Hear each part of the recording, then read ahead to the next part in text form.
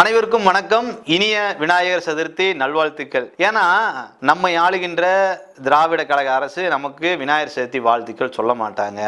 ஆனா இதே அரேபிய மதத்தின் திருவிழாக்களுக்கெல்லாம் முதல்ல போய் நல்வாழ்த்துக்கள் நல்வாழ்த்துக்கள், தமிழகத்தில் இருக்கக்கூடிய அனைத்து என் உறவுகளுக்கும் சொந்தங்களுக்கும் வணக்கம் வணக்கம் வணக்கம் சொல்லுவாரு. ஆனா விநாயகர் சதுர்த்திக்கு வணக்கமும் சொல்ல மாட்டாரு, நல்வாழ்த்துக்களும் சொல்ல மாட்டாரு. கேட்டோம் நீங்களே என்ன சொல்லுவாருன்னா, விநாயகர் என்பவர் கடவுளா? அதெல்லாம் கடவுள்லாம் கிடையாது, அவர்லாம் வடக்கில் இருந்து வந்தவர் அப்படிம்பாரு. வடக்கில் இருந்து வந்தவரா?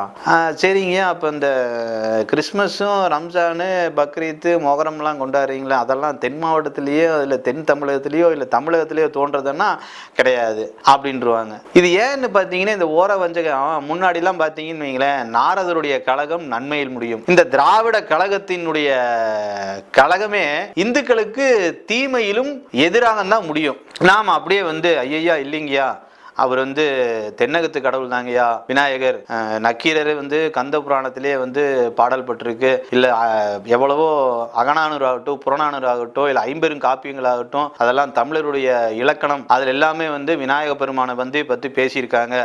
விநாயகன் என்பவன் நாயகனுக்கெல்லாம் நாயகன், அதனால் விநாயகன் அப்படின்னு சொல்றாங்க ஐயா. அதே போல கணங்களுக்கெல்லாம் அதிபதி கணபதி அப்படின்னு சொல்றாங்க. எந்த ஒரு நம்ம காரியம் எடுத்தாலும் அதற்கு முன்னாடி வி சேர்த்தோம்னா அது வெற்றி. இப்போ ஒருத்தங்களுக்குள்ள வாதம் நடந்துட்டு இருக்குன்னு வைங்களேன், அது வி சேர்ந்தாதான் விவாதம் ஆகுது அப்படின்னு நாம சொன்னோம்னா, ஐயா அப்படிலாம் கிடையாது, அது எப்படி அது நீங்க சொல்லிட முடியுமா? இல்ல அதெல்லாம் பார்த்தீங்கன்னா வாதாபி காலத்துல கொள்ளையடிச்சு வந்ததுதான் விநாயக பெருமானுடைய சிலை அப்படிங்கிறாங்க. என்னடா இது விநாயக பெருமானுக்கு வந்த சோதனை அப்படின்ட்டு. தமிழ் மூதாட்டி தெரியுமா? நம்ம ஔவையார். அது நிறைய பேத்துக்கு தெரியாது. பாவம் ஔவையாரே இன்னைக்கு நம்ம சிலுக்கு சுமிதா மாதிரி ஆக்கிட்டோம். கலர் ட்ரெஸ்ல வந்தாதான் ஏத்துக்கிறோம். பழைய மாதிரி நம்ம கையில குச்சி விட்டு சுட்ட பழம் வேடுமா சுடாத பழம் வேண்டுமானா, ஓ அது ஔவையாரா, அவங்க தான் ஒரிஜினல் ஔவையாரா அப்படிங்கிற நிலைமையில இருக்கு இன்னைக்கு இருக்கக்கூடிய தமிழர்களுடைய நிலைமையும் இந்துக்களுடைய நிலைமையும். அவங்க அருமையா ஒரு பாட்டு பாடியிருப்பாங்க. சீதக்கலப்ப செந்தாமரை பூவும் பாதச்சிலவு பலகிசை பாட பொன்னரை நானும் பூந்துகிலாடையும் வண்ணம் அருங்கில் வளந்தலை எழுப்ப பேழை வயிறும் பெரும்பாரத்தோடும் வேலமுகமும் விலங்கு செந்தூரம் அஞ்சுகரமும் அங்குசபாசம் நெஞ்சில் குடை கொண்டிருக்கும் நீலமேனியும் அப்படின்ட்டு. ஒருவேளை இந்த பாட்டை பாடினது ஏன் ரகுமானா இருக்குமா? ஏன்னா அப்படித்தான் சொல்லுவாங்க. ஏன்னா இந்த பாட்டு பார்த்தீங்கன்னு விநாயகர் அகவல்ல ஔவையார் பாடிக்கிறதா நமக்கு தெரியும். இன்னும் வர காலங்கள்ல இது ஏதோ ஒரு தமிழ் படத்துல பாட்டா பாடி அதுக்கு விஷயமச்சவரை இந்த பாடலை பாடி ஏற்றியவர் ஏ.ஆர். ரஹ்மான் அப்படின்னு சொன்னாலும் சொல்லக்கூடிய வாய்ப்பு இருக்கு. நாம என்னதான் போராடினாலும் இவங்க சொல்ல மாட்டாங்க, உடனே சொல்லிடுவாங்க. அது எப்படி? அது மனிதனுக்கு 2 கால்கள் 2 கைகள் தானே இருக்கும், அது எப்படி அப்படி கடவுளா இருக்கிறவங்களுக்கு யானை முகம் எப்படி வந்துச்சு அப்படின்னு கேட்பாங்க. அதுக்கு நாம என்ன சொல்லணும்? அவங்களுக்கு ஒரு தத்துவ விளக்கத்தை கொடுக்கணும். ஐயா நாம சிவனை வணங்கினா சைவம், வைணவத்துல பெருமாளை வணங்குறோம், கானபத்தியத்துல கணபதியை வணங்குறோம். அது போல தமிழருக்கு முன்னாடி ஒரு வழிபாடு இருந்துச்சு. அந்த வழிபாடு ஆசிவக வழிபாடு. அது ஒரு தத்துவம். தத்துவம் என்பது யாதெனில் குறைவாக பேசு அதிகமாக கேள் என்பதற்குண்டானதுதான் அந்த யானை முகத்தோட விளக்கம் அப்படின்னு சொன்னா, ஐயா அப்படிலாம் இல்லை, இதெல்லாம் பொய்யான கதைன்னு சொல்லுவீங்க. நாம என்னதான் சொன்னாலும் நீங்க நம்ப போறது கிடையாது. சரி அப்படியே சொன்னாலும் என்ன சொல்லுவீங்க நீங்க? விநாயகர் எந்த காலகட்டத்தில் வந்தாரு தமிழகத்தில் அப்படின்னு கேக்குறீங்க. நான் என்ன சொல்றேன், தமிழகத்துல சீமை என்கின்ற ஒரு ஊர் இருக்கு. சீமைனா ஒரே ஒரு ஊரைத்தான் சொல்லுவாங்க, சிவகங்கை சீமை. அந்த சிவகங்கை சீமையில பிள்ளையார்பட்டிங்கிற ஒரு ஊர் இருக்கு. அந்த பிள்ளையார்பட்டி பேர் என்ன? பிள்ளையார் குடிகொண்டிருப்பதால் பிள்ளையார் பட்டி. அங்க மலையிலேயே குடைந்த குடைவரை விநாயக பெருமான் தான் அங்க இருக்காரு. அங்க அந்த இருக்கக்கூடிய கோயிலை சுத்தி பாத்தீங்கன்னா தமிழ் எழுத்துக்கள் தான் இருக்கும். ஆனா அந்த தமிழ் எழுத்துக்களுக்கு முந்தைய எழுத்தான வட்டெழுத்துக்கள் தான் அங்க பொறிக்கப்பட்டிருக்கும். அப்ப அது யார் பதிச்சிருப்பா? அப்ப அந்த காலங்கள் என்ன? அதை யாராவது கணக்கிட்டு சொல்ல முடியுமா? அது எப்ப வந்ததுன்னு சொல்ல முடியுமா?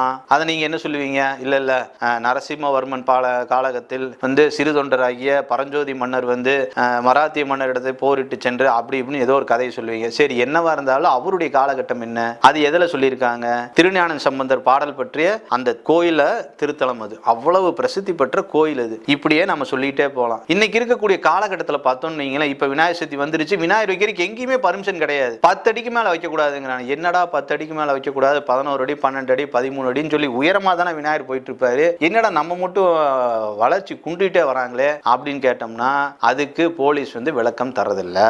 ரெண்டாவது, நம்ம விநாயகர் வைக்கிறோம், வச்சாச்சு, பர்மிஷன் நம்ம பழைய பர்மிஷன்லாம் காமிச்சு வைக்கிறோம். உடனே கேட்குறாங்க, தம்பி எங்க இருந்து கரண்ட் எடுக்கிறீங்க? ஐயா இல்லைங்க, நண்பர் இருக்காரு, பேர் வந்து ஜோசப்பா இருக்கலாம், இல்ல இப்ராஹிமா இருக்கலாம், இல்ல யாரா வேணா இருக்கலாம், அங்க இருந்து கரண்ட் எடுக்கிறேங்க அப்படின்னா உடனே அவங்ககிட்ட போய் சொல்லிடுது. அது எப்படி? நீ வேறு மதம், அவன் வேறு மதம், அவனோட விநாயகருக்கு நீ கரண்ட் கொடுத்தீங்கன்னா எப்படி உங்க மாத்துல எல்லாம் சத்தம் போட மாட்டாங்களா? உங்களுடைய பள்ளிவாசல் நான் சொல்லிடுவேன் சொல்லி அவங்கள கூப்பிட்டு மிரட்டுறது. இது எதுக்காக இப்படி பண்றாங்கன்னு தெரியல. நாங்களே ஒற்றுமையா இருக்கிறோம். இன்னைக்கு ஜோசப் வந்து கரண்ட் கொடுக்குறான், நாளைக்கு இப்ராஹிம் வந்து சுண்டல் கொடுக்குறான், நாங்களே ஒற்றுமையா இருக்கிறோம், ஒரு பிரச்சனையுமே எங்களுக்குள்ள இல்ல. நீங்களா அந்த பிரச்சனையை தூண்டுறீங்க. அதே போல என்ன பண்றீங்க, விநாயகரை கரைக்கணும்னா இப்பவே வண்டியை கேட்குறீங்க. எந்த வண்டியில போகுது, வண்டி ஓனர் பேர் என்ன, ஓனரோட அட்ரஸ் சொல்லு, ஓனரோட ஃபோன் நம்பருன்ட்டு. இதே சற்று இங்க இருக்கக்கூடிய போலீஸ் அதிகாரிகள் கொஞ்சம் கவனம் எடுத்து இந்த அரசு பஸ்ஸையும் கவனிச்சிங்கன்னா நல்லா இருக்கும். அரசு பஸ்ல எல்லாம் பாத்தீங்கன்னு வைங்களேன், மேல பாவம் ஏசி பஸ்ல போறோமா இல்ல ஆட்டோமேட்டிக் பஸ்ல போறோமா, கூரை இருக்கா இல்லையானே தெரியல. வெயில் அடிச்சாலும் மண்டைக்கு சுளீர் நடிக்குது, மழை பெஞ்சாலும் உள்ள வந்துடுது. பாவம் அன்னைக்கெல்லாம் பாத்தீங்கன்னா ஒரு வீடியோல பார்த்தா ஒரு பாயமா ஸ்டெப்ல நின்று இருக்கு, பரதா போட்ட பாயமா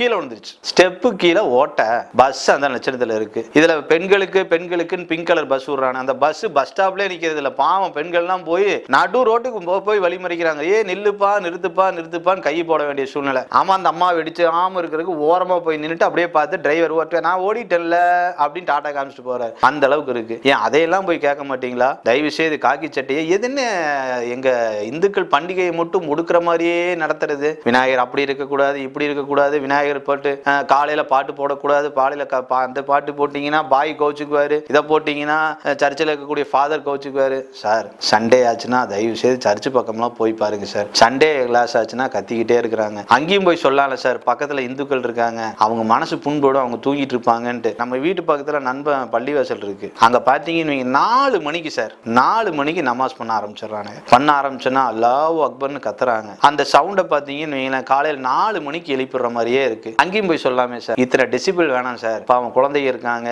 பெரியவங்க இருக்காங்க, முதியோர்கள் இருக்காங்க, இவங்களுக்கெல்லாம் வந்து இந்த சவுண்டுனால தூக்கம் வராம டிஸ்டர்பன்ஸ் ஆகும், கொஞ்சம் சவுண்டு கம்மி பண்ணிக்கலாமே போய் கேட்க முடியுங்களா? கேட்க மாட்டீங்க. ஏன் இப்படி பண்றீங்க? கேட்டா இன்னொரு பக்கம் விநாயகர் சதுர்த்தி கொண்டாடுவதால் மண் வளம் வந்து அரிக்கப்படுகிறது, அங்க இருக்கக்கூடிய மீன்கள் வந்து கொல்லப்படுகிறது, நீர் மேலாண்மை எல்லாம் கெடுக்கப்படுகிறதுன்ட்டு நல்ல அருமையா சொன்னீங்க. கண்டிப்பா அதுக்கெல்லாம் விளக்கம் கொடுத்தே ஆகணும். எங்க சார் நீர் மேலாண்மை எல்லாம் கெடுது? எப்படி நம்ம விநாயகர் சதுர்த்தி கொண்டாடாம விட்டோம்னா அங்கங்க இருக்கிற ஆற்றுப்படியில் இருக்கக்கூடிய மணல் எல்லாம் அள்ளிட்டு போய் கேரளா கொடுத்துருவீங்க, அப்படித்தானே? அதுக்கு தானே நீங்க விநாயகர் சதுர்த்தி கொண்டாட கூடாதுங்கிறீங்க. மீன் செத்து போயிருதா? ஞாயிற்றுக்கிழமை ஆச்சுன்னா உட்கட மீன் மார்க்கெட் போய் பாருங்க, எல்லாம் லைன் கட்டி நின்று இருக்காங்க மீன் வாங்குறதுக்கு. அப்பெல்லாம் மீன் சாகலையா சார்? ரம்ஜான் பக்ரீத்துக்கு வந்தெல்லாம் பாருங்க சார், மீனை விட பெரிய பெரிய உருவமா இருக்கு, ஒட்டகமெல்லாம் அழிவின் தெருவில் இருக்கு, அந்த ஒட்டகத்தை எல்லாம் போட்டு கரகர நிறுத்துறாங்க நம்ம பாய்ங்க. அதையெல்லாம் கேட்க மாட்டீங்களா சார்? பாவம் சார், இந்த நம்ம நாட்டு மாடு இனங்களே அழியும் தருவாயில் இருக்குங்களா. காங்கேயத்துல எல்லாம் காரிங்கிற இனமே வந்து 1% இருக்காமா, செவலை 1% தான் இருக்காமா, செம்பூத்துக்காரி 1% தான் இருக்காமா.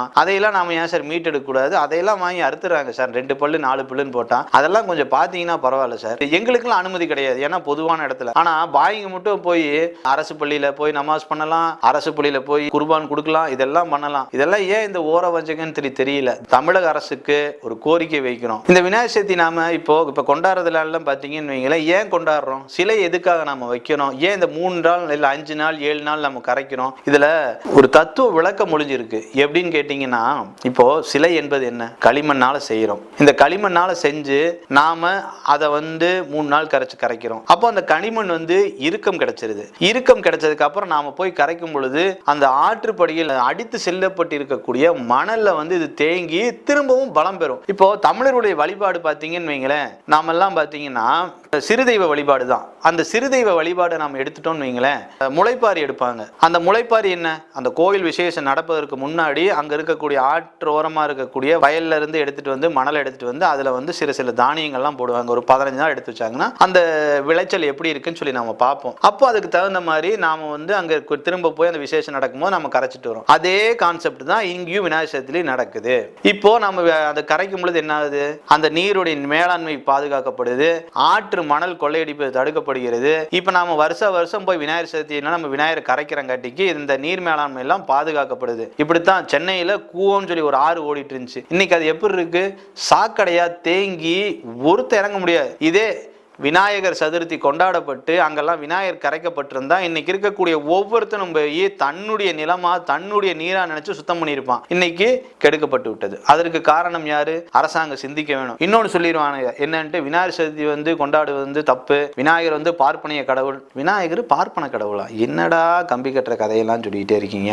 சாணத்தை பிடிச்சு வாசல்ல வச்சாலே அது விநாயக பெருமான், அதுக்கு மேல அருகம்புல் வச்சாலே அவன் தான் விநாயக பெருமான். எல்லாம் நம்மெல்லாம் சிறுதெய்வ வழிபாடுல இருக்கும். அரச மரத்துக்கு அடியில் இருப்பவன் தான் விநாயக பெருமான். எந்த பார்ப்பன கடவுள் போல, நீங்கள் சொல்லக்கூடிய பார்ப்பன கடவுள் போல எனக்கு நெய்வேத்தியம் வேணும், எனக்கு வாசன மலர்கள் வேணும், எனக்கு இவ்வளவு தின்பண்டங்கள் வேணும்னு கேட்டதே கிடையாது. அருகம்புல் போதும், அவன் முன்னாடி தலையில கொட்டுனா போதும். ஒவ்வொன்றுமே சயின்ஸுங்க.